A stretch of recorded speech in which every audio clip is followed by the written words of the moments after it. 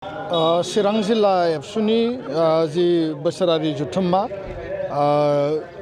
साननैनि हाबाफारिजों लादोंमोन। दिनै गेवलां मेल आरो दिनै जोबनाय हाबाफारि। बिथांमोना आंखौ लेंहरनाय बायदि आं दिनै बाहागो लाफैदों। चिरां जिल्लाया बङाइगाव जिल्लानिफ्राय 2003 मायथाइनि उनाव गोदानै जोनोम मोननाय जिल्ला। नाथाय बे जिल्लाया जिल्ला एबसुनि जिखिनि बिबानगिरिफोर मावथिफोर जागायजेननायनिफ्राय खोब गोख्रोङै समाज आरो हारि दानायनि थाखाय हाबा मावबोदों। गुन गोनां सोलोंथाइ, समाजनि माखासे समाजारि जिखिनि बेले बेजे आरो माखासे जिखिनि जोंनि ड्राग्स, जौ जुवा, दायना दायनि, उन्दै बैसोआव हाबा जानाय, बे समाज बेरेखा हाबाफारिनि सायाव बिथांमोना गोख्रों आगान होनानै हाबा मावदों। आरो जोंनि फरायसा फरायसुलिनि सुबुं धोन दानाय, सुबुं सम्पद दानाय, बिथांमोननि केरियार दानाय आरो माहारिबादखौ बिथा खालामनानै माहारिनि थामोनथा रैखाथिनि थाखाय गोख्रोङै बिथांमोना हाबा मावगासिनो दङ। आङो बिथांमोनखौ धन्यबाद होयो। आरो दिनै मोनसे गोदान बे जथुम्मायाव जोङो गोबां माखासे बाथ्राफोरखौ जों सावरायगोन। बेजोंनो लोब्बा लाखिनानै गुबुन मोनसे बाथ्राखौ आं स्पष्टयै फोरमायनो नागिरदों जे फैबाय थानाय 10 जानुवारि 2023 11 बाजियाव गोदान दिल्लीनि नर्थ ब्लक मिनिस्ट्रि अफ हम एफेयार्सनि बे मावखुलियाव भारत सरकारनि हम सेक्रेटारि अजय कुमार भाल्ला बिथांनि आफादगिरि बा मासि लानायनि गेजेरजों आरो बिथाङा जोंखौ हांख्रायदों लेटार हरनानै आसामनि चिफ सेक्रेटारि आरो लोगोसे बिटिआरनि गाहाय प्रमद बर' बिथां बाहागो लागोन, डेपुटि चिफ, प्रिन्सिपाल सेक्रेटारि आरो अफिसारफोर, लोगोसेनो बर' कसारि काउन्सिलनि chief minister Basumatary, deputy chief आरो गुबुन गुबुन दुलाराय बर' फरायसा आफादनि मोनसे डेलिगेसन टीम, एनडिएफबिनि मोनब्रै हानजानि गासैबो सोमावसारग्रा बारग' दैदेनगिरिफोर, सागानगिरिफोर बिथांमोना बाहागो लागोन। आरो फ्राय 20 जन बे डिसकासनाव जों बाहागो लागोन। मानो होनब्ला बिटिआर गोरोबथाया 3 बोसोर जानो थांगासिनो दङ, 27 जानुवारि 2023आव। आरो जोङो दुलाराय बर' फरायसा आफाद आरो बारग' एनडिएफबि सागानगिरि आरो बिटिआर सरकार जों बयबो बे बाथ्राखौनो प्रेसार होगासिनो दङ आसाम सरकार, भारत सरकारखौ, जे सुक्तिनि गासै दफाफोरा खम समनि गेजेराव गोख्रै मावफुंजानांगौ। भारतनि नखर मन्त्रि अमित शाह बिथाङा 26नि बाथ्रा बुंदोंमोन। जों बुंदों जे 26नि सिगां मावफुंजानांगौ। दा बेखायनो दिनैनि समाव बयनिख्रुइबो गोनांसिन बाथ्राया जाहैबाय सनितपुर बिश्वनाथनि सिमा बारायनायनि बाथ्रा।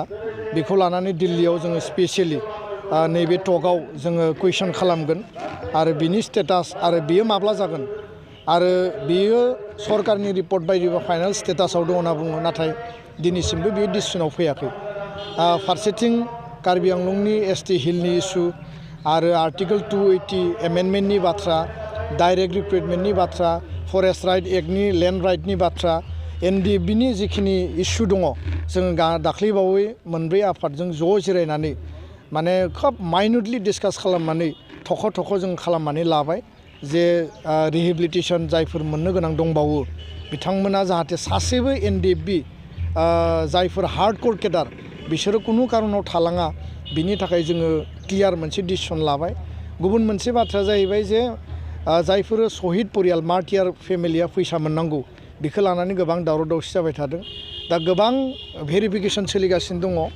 गोबां मार्टियार परियाला डकुमेन्ट गैया आरो डकुमेन्ट गैयैनि थाखाय एनडिएफबिनि जायफोर दैदेनगिरि बा आफाद हिसाबैनो बिनि सार्टिफिकेसनखौ होनांगोन। जेरैबायदि एबसु आन्दलननि मार्टियारखौ एबसुआ होदोंमोन, बिएलटिनि समाव होदोंमोन। दा बेखायनो बे सार्टिफिकेट आरो सरकारनि जायफोरा पस्टमर्टेम रिपर्ट माबा माबि जायफोर रिपर्ट दङ, बेबायदियै बिथांमोना बिथा खालामनानै हागोन। दा बे माखासे बाथ्राफोरखौ जों सावरायदों आरो गभर्नमेन्टखौ जों बुंदों जे एक्स ग्रेसियाखौ गोख्रैनो बेखौ माने दिहुननानै होनांगौ, जाहाथे 500, 1000 फेस मेनाराव बेखौ होलांनो हायो। गुबुन बाथ्राया जाहैबाय जे केस उइथड्रयेल, बे जोंनि मेजर, आरो दिनै 400नि बारा केसआ उइथड्र जाबाय। 263 मानसिया दिनै बेजों फ्रि जाबाय, थाखानाय केसआ उदां जाबाय। नाथाय अरुणाचलाव, नागालेण्डआव, मेघालयआव गोबां केसेसफोर दङ जायनि थाखाय वारेन्ट फैदों, जायनि थाखाय सामन फैदों। आरो दाख्लैबावै चिरां जिल्लायाव सामन फैनायनि थाखाय सासे बारग' एनडिएफबिया सुइसाइड जानानै थैदों, अबथिरायै बिथाङा बेखौ सहायख' हायैनि बिनि सिगाङावबो मोनसे सुइसाइड केस फैदों बे बाथ्राखौ लानानै दिल्लीयाव जों बुंगोन जे भारत सरकारनिफ्राय गासैबो स्टेटनि चिफ सेक्रेटारिफोरनो हम डिपार्टमेन्टनो लेटार हरनांगौ जाहाथे बेबायदि सामना फैया आरो पुलिस प्रशासना बिनि सायाव बेबस्था लानांगौ बेखौ जोङो खावलायगोन दा जेलाव थानाय एनडिबिद दङ जोंहा रन्जन दैमारि जर्ज बसुमतारी रिफिकां गयारि बिथांमोन दङ लोगोसेनो जोंहा जायफोरा ट्रायल जायाखै एनडिबिएसनि बिथांमोनबो दङ बे केटेगरिफोरखौ आलदा आलदा खालामनानै आसामाव थानाय जेल गुबुनाव थानाय बे गासैखौबो जों केटेगराइज खालामनानै थख'यै एबाराव जों होगोन आरो मोनसे मोजां जोङो फ्रुइटफुल डिसकासन जागोन होननानै जोङो खोब हपफुल आरो जोंनि जायगायाव जायफोर इनस्टिटिउसननि बाथ्रा अलरेडि बिटिआरनिफ्राय प्रप'जेलखौ स्टेटआव हरबाय स्टेटआ सेन्ट्रेलनो हरबाय सेन्ट्रेल गभर्नमेन्टआव जिखिनि बिसोरो डिपार्टमेन्टफ्रा मावनो गोनां दङ बेखौ जोङो थख'यै खालामनानै लादों आरो खोब गोख्रैनो बिनि सायाव गायसननाय बा फाउन्डेसन ले खामानिया जागोन दा बेखायनो जोङो खोब आसाबादि 10 तारिखनि जि डिसकासन बोसोरथाम जानोसैनि सिगां